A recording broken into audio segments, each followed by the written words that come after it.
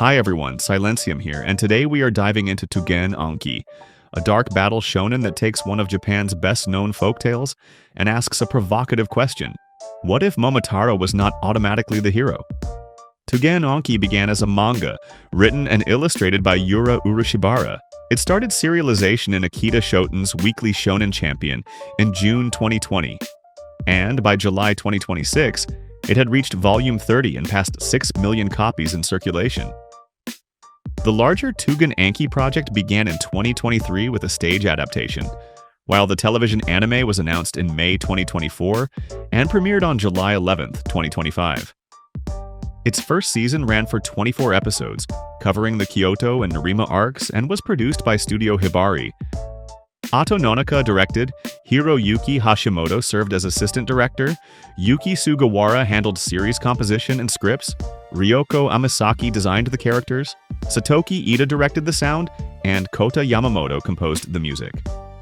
The cast is led by Kazuki Ura as Shiki Ichinose and Hiroshi Kamiya as Naito Mudano, with Kaotaro Nishiyama, Manaka Iwami, and Natsuki Hanai among the supporting voices.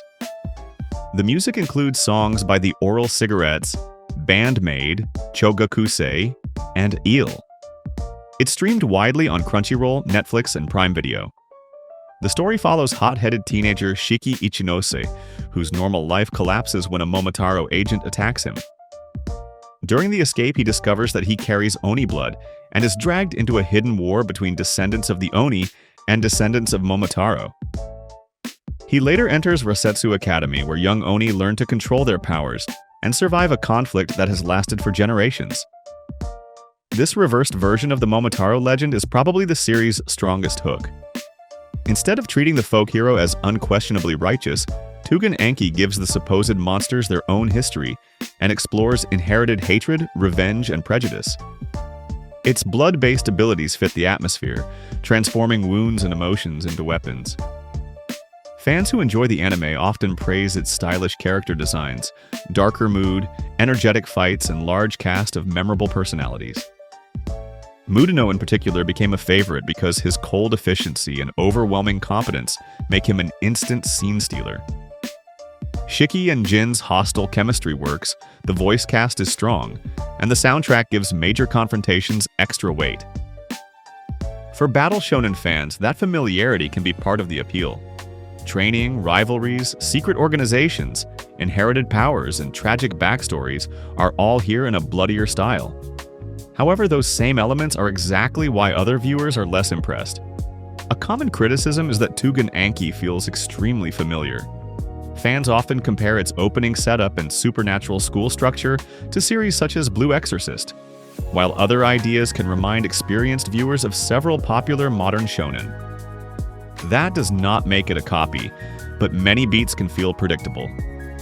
Some viewers also think the Momotaro faction is sometimes portrayed as so cruel that the potentially interesting moral ambiguity becomes weaker. Pacing is another complaint. Exposition and repeated conflict patterns can slow things down, while the power system can feel as if new rules appear whenever needed. The animation is divisive.